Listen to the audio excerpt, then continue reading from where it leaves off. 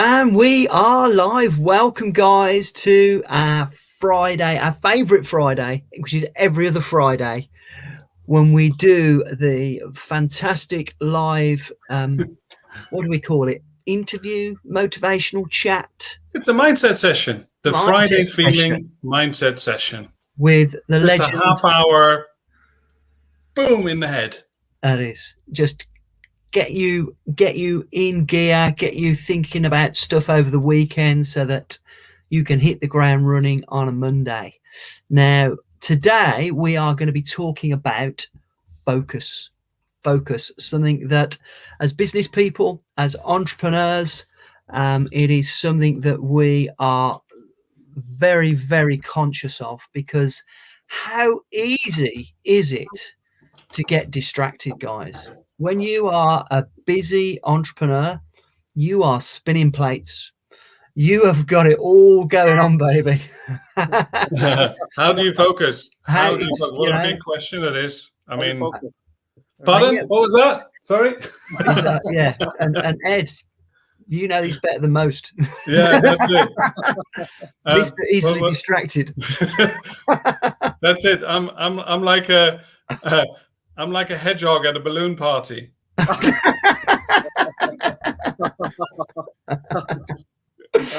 That is a good analogy. And yet, guys, we know that in order to get stuff done, we have to be focused. We have to have our attention on it. And you know what? I'm going to say something really sexist now as well, so forgive me, but men are even worse at women at multitasking. Let's face it. I can't multitask for toffee. My wife's brilliant at it. I'm rubbish. Rubbish at multitasking. So if you're not focused on something, if you're being distracted, if you've got too many things going on, you're just less efficient. So again, this is a subject so close to my heart, and I know that when it comes to the people that I coach, there are challenges that we face. We know we need to focus, but it is difficult. David, nice of you to join us, mate. Thank you. I was honestly, I was in the garden. I'll make no. Focusing on your flowers. I was in the garden. No, I've just been working all morning, and I went in the garden for a cuppa, and I thought, oh, let's go back in. Literally, yeah, no, great to see you guys. Really good to see you guys. Lovely to see you, mate. Yeah, really good to see you. As ever, you've chosen a brilliant subject. Brilliant. Yeah, it's a really good subject. And I was thinking about that earlier on after I spoke to Ed quickly, and yeah, it's, what can I say? It's the hardest time ever to be focused because there's so much going on. Especially with, I'd be interested to know actually what distracts people out there. If anybody wants to type in what actually are your top 3 distractions. Be very interested to know what people feel too easily distracted. What are we distracted by? That would be really a first step to just getting past it. Yeah, just put it in the chat, guys. What is it you get distracted by? I mean, with some of the coaching calls that I do, I'll tell you one thing that I've had so much empathy for people with, who are throughout the lockdown period working from home, and when they've got children, especially younger children, it's almost impossible. Just so I can focus, guys, I'm going to moderate the chat in the in the chat feed. So put me in the background. I'll come back in 5 minutes before the end. Yeah. Nice one. Okay. Yeah. So working with children running around, your the love of your lives, the actual, the thing that are most important to you, and they are in need of your attention because they're at home with you, and you've got to try and focus on your work in order to provide for them. It's tough. It is tough. And one thing, an analogy I learned recently, and I can't remember who it was from. It was an acronym. Sorry, it was. I'm going to type it in the chat box actually, and then people can perhaps take a screenshot. Oh, how do we? Is there a chat box? Oh, there is. Let me put it in caps so people can see it. We've got some good ones coming through here. Great. Okay, so this is, make sure I got it right. Okay, follow one course until successful. I can't remember. I think it was James Wedmore, the YouTube specialist. Follow one course until successful. Focus. And I thought, wow, that's good. Yeah, got you. That's a really, yeah. Follow one course until successful. Yeah. Follow one course, and from my experience, years and years, I think my business didn't grow, my career didn't grow when I was just distracted all the time. And I've got one of these personalities where I love a lot of things. So I love books, but I love podcasts, but I love online courses, and I love teaching and training, and I love people. And then therefore, when somebody wrote a book, oh, I must write a book. Or somebody did a course, I've got to do a course. And I was so distracted that years would go by, and I challenge anyone out there to think about times when you've been distracted and it's cost you time, because that's what happens when we suddenly, it's Christmas time and you look back at your year and you think, what did I not do that I wanted to do? And then naturally we're really good at, right, that's it, I'm going to make it my New Year's resolution to do it this year. And what I want everyone to think about is, if you could just do one thing this year. There's a great book called The One Thing. I can't remember the author, but this book is called The One Thing. The One Thing. I think the author is, I think it's something Keller. I can't remember. Sorry. And it's really well worth reading. It's a brilliant book, and I've recommended to all my clients who've had productivity problems or focus problems. And I really highly recommend One Thing. And it talks about, if you can drill down into one thing, actually, if we just do this if we do this like training ad hoc now, if you think about the one thing which excites you, not what you see other people are doing, which is like one thing which excites you. And then if you can just write down, why does it excite you? What will it bring you? And what would you do when you achieve it? So the excitement could be, I want to launch a new product, or I want to have 50 new clients in the next 6 months, whatever. And just focus on that one thing and drill down onto what you need to do to achieve that. So if you're, for example, you're out there and you want to launch an online course, then you've got to think about, right, I want to launch an online course on what? So find the topic, and then focus on that topic. So focus on one thing, focus on the topic, and then focus on what platform you're gonna get that on. So find a platform, and then focus on what mediums. Is it audio, video, and then so on and as you go along, you start taking action. So the one thing is so powerful. But you're going to be so tempted. Grant, isn't it? I mean, Grant, you probably get tempted. We get tempted so many times by offers to do this project or to work with this person. And we talked about it a few weeks ago. You've got to say no. That is my biggest challenge. Let alone the focus that you need to apply to your main business. When you start, obviously, when you've been in business a while, like I have, you get loads of people that offer you opportunities to work with their business. And it's so tempting when you're an entrepreneur. And I've fallen into that trap. Whereas, if I just focused on the one thing, where would that have led? But it's they call it the shiny object syndrome, don't they? They call it it's the entrepreneur's curse. It really is. We love new shiny things when really focus on the one thing is key. It's a really poignant subject for me personally right now, actually, because I've tried to thin out my extra curricular businesses, if you like. I've had loads of businesses, and focusing on the most important thing, and keeping that focus on the one thing, which for me is Blam. That's my focus, is really, really important. But I have got other businesses, I have got other things that I'm involved in. So the key is, and I learned this by observing super successful people, that there are some people that have got multiple businesses and they seem to do a great job of managing them all. Now, that's the key is to focus in the moment, as far as I'm concerned, on the business that you are working on. So what I've done in order to manage my time is that I've segmented my diary like an absolute maniac, where I ring fence the time that I spend on the business that I'm working on, and I don't mess with it.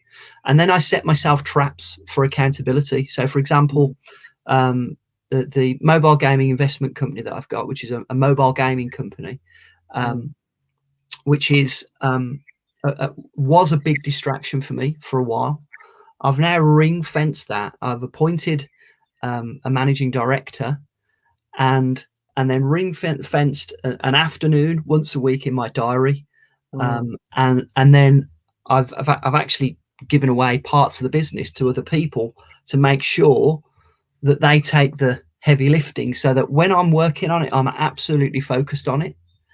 And then when I'm not working on it, I'm not distracted by it, because I know other people are doing what they need to do. So Ed and I have just literally, starting in June, have just done the same thing with Blam, whereby a lot of the stuff that we used to do within Blam crossed over. We've now segmented the workload so that Ed can focus fully on the partnership side of the business, as in the partnership sales. And then I focus fully on partner retention, motivation, mentoring. And that's given me that, having that focus on just that one specific area of the business. Sorry about that noise. It's the car's alarm just gone off. Has given me real clarity and motivation, and a less jumbled thought process. Now, not all entrepreneurs have got the luxury of doing that, particularly if you're a solopreneur. But being absolutely brutal with your diary so that it's segmented to be focused on a particular area of the business, recurring. So, Monday mornings can be accounts, Monday afternoons could be sales calls, Tuesday mornings, could be customer follow-up, Tuesday afternoons could be account management, and being absolutely, ruthless with your time, as like in your book, be ruthless with your time, and also be aware of not taking appointments in that time, even though you can. If it's allocated to something else, you actually allocate time in your diary where you take those appointments. I had an instance this week with a partner that had a mentoring call booked with me, and they didn't turn up, and they got back in touch with me afterwards saying they were stuck in a meeting and they couldn't reach out. And I just thought, that's not being ruthless with your time. The coaching call with me can make a big difference to your business, but they, chose to not be. But you have to be ruthless. And I love that part in your book, because it resonated with what we are talking about right now. Thank you. You have to be ruthless with your time so you can focus. And I agree with everything you said there. And it all boils down to attitude. So I'm going to challenge people out there watching this. We're not trying to feed you anything you don't know. You actually know this stuff. And in your life, just look at your results and then weigh it up against what you prioritize every day. And what Grant said that, when you schedule, there's Peter Drucker, the management guru, says what gets scheduled gets done. And I believe that. I learned that from Robin Sharma years ago.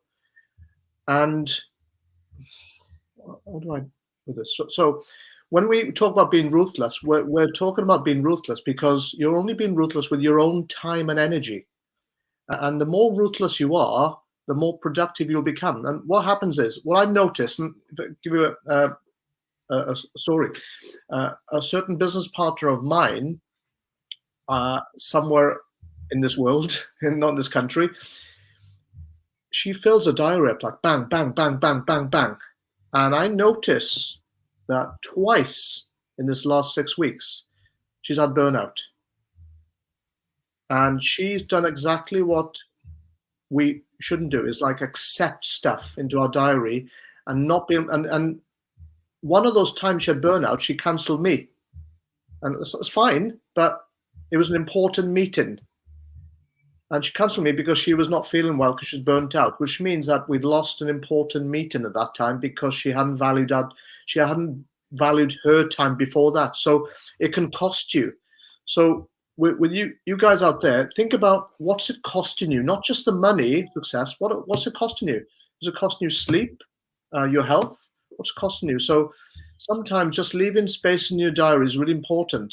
Just that me time space. And occasionally, like this week on Wednesday, I had 2 hours where I did nothing. I scheduled nothing time, where I just sat there and I did nothing, put my feet up. And if I wanted to make a coffee, I made a coffee.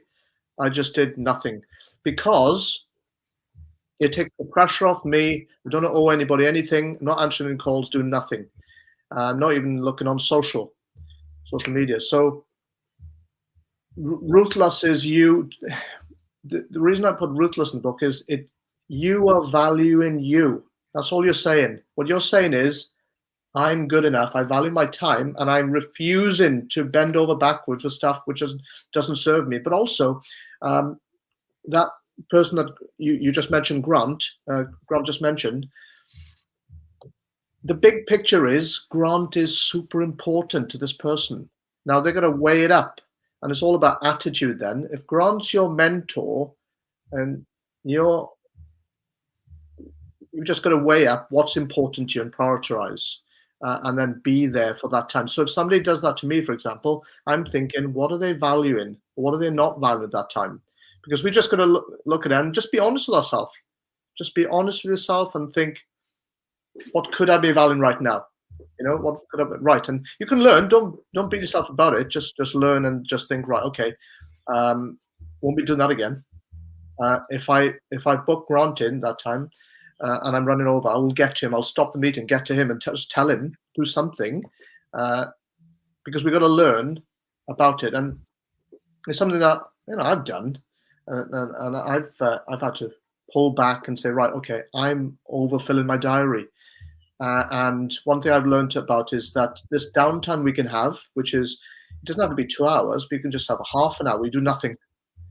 And I think that years ago, Google did something like that, years and years ago, where they had half a day. They said to their half a day or day to their staff, you can do nothing. You can do nothing every Friday morning or Friday afternoon. I can't remember what it was.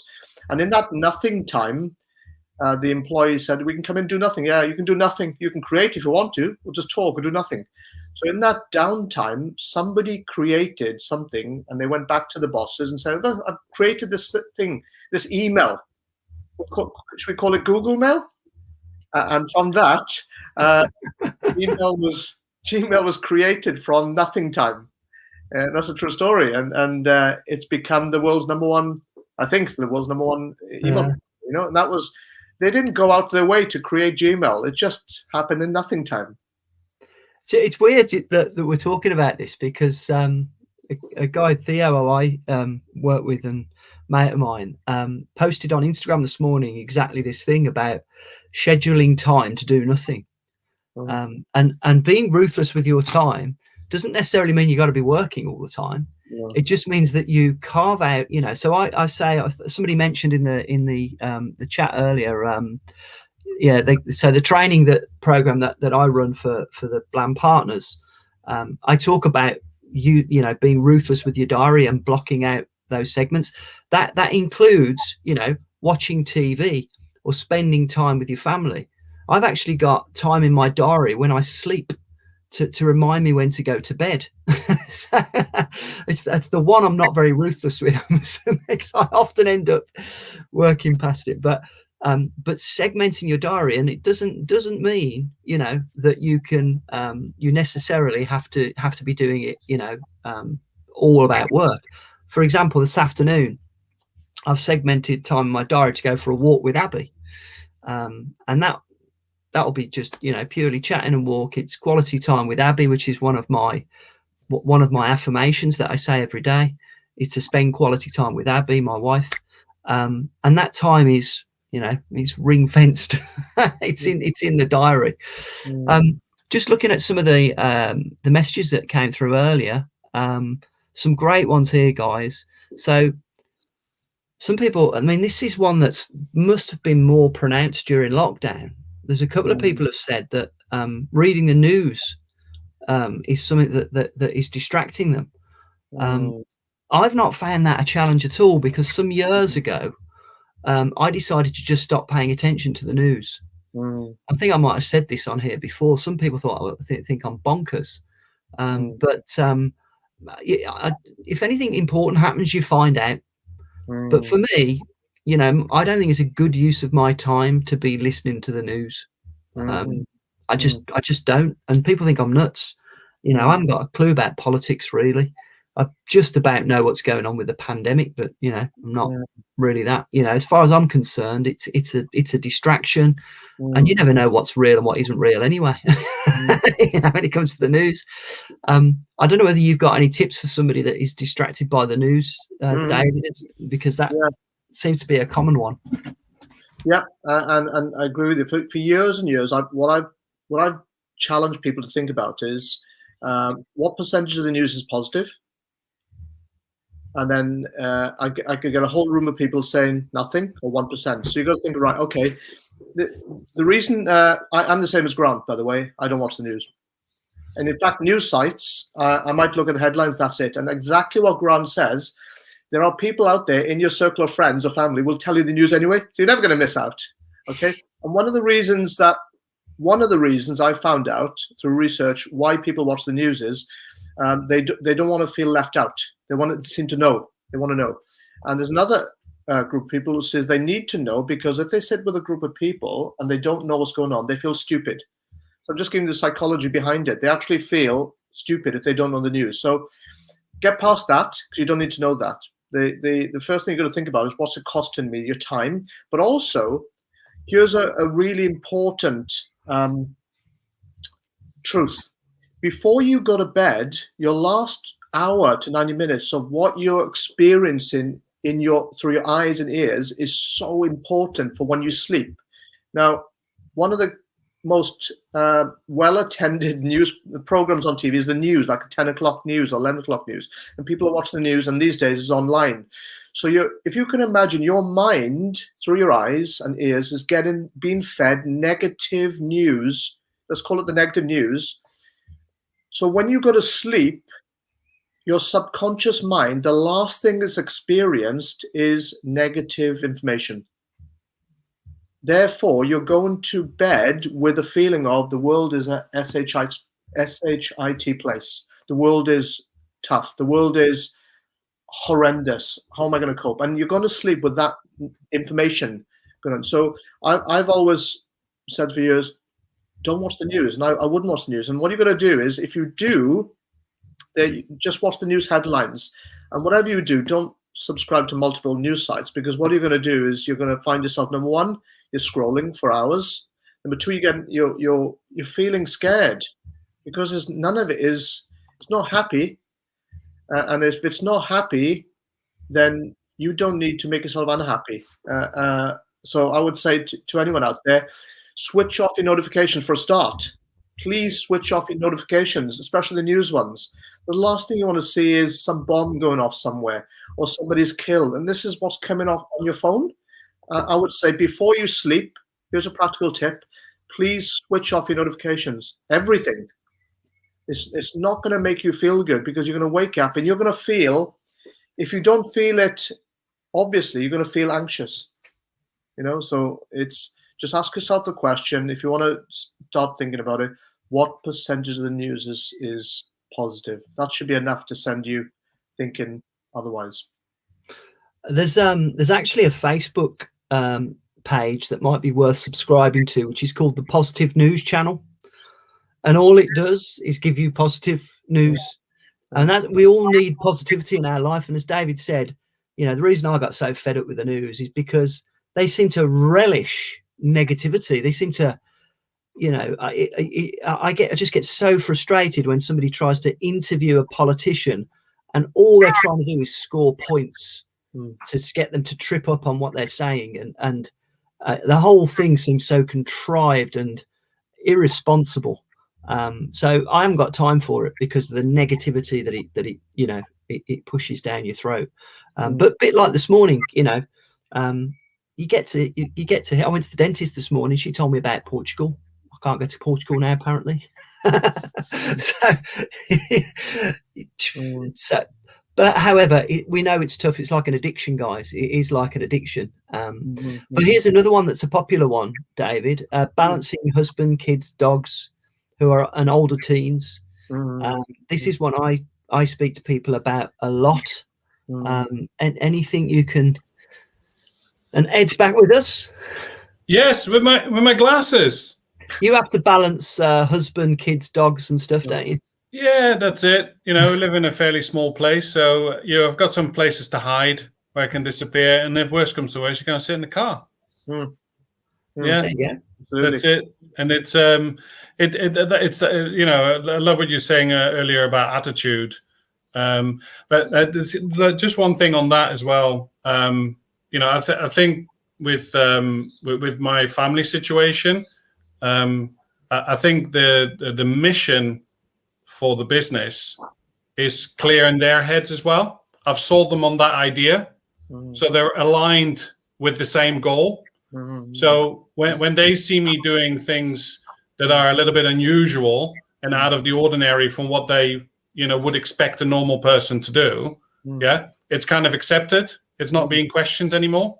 Right. I think the one thing about that, Ed, though, is they do know that you're not normal. We're not normal. Grant's not normal. I think you have to sell people on the idea, because otherwise then the conflict and argument starts, which becomes the distraction. It's a really good point, mate. I don't think enough of us spend enough time helping the people in our lives understand. Yeah. And it's all about communication. It's one of those things. Oh, you don't communicate enough. And I said, well, look, I'll communicate with you, right? That's it. Like, I'll be 100% open and clear and transparent about everything that happens, but we're part of this journey together. And, if you want to benefit from it as much as that we're working towards, then you gotta kind of let it happen. That's a big challenge for a lot of people, I know for sure. But it was actually one thing that was told me a long time ago. Is actually about the relationship that you have with Abby as well. Your children will leave you at one point, hopefully. Yeah. So that you've got to invest in that relationship. Huh? Are you sure? Well, I thought I got rid of one of them last year, but he came back. That's it. But if you don't invest in that relationship with your partner, then suddenly after the children have left, you've got each other. And if that isn't tight, then that's why a lot of people break up, right? And it's because they've actually stopped focusing on what is the main thing that kept them together, which is that relationship. And it's a really powerful thing. So, and it made me realize, well, if Haley's not on this journey with me, then we could come at the end of this, and then you're not aligned. And I think it's communication sometimes. So I think that it's really, really cool that you book that into your diary and say that's what we're doing. So there's no question about it.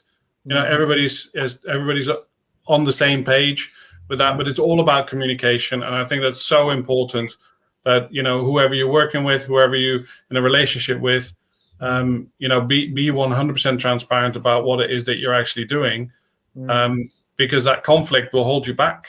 It will hold you back, even if it's not being actually communicated. It will actually hold you back. So you find a lot of these people. Sorry, I'm rambling on. I'm going to stop talking now. I'm just really happy I've got my glasses back, and that's, you know, you're my lucky charm today. Ed, it's 1 minute past 2 now, mate, and so I'm 1 minute into my walk with Abby time.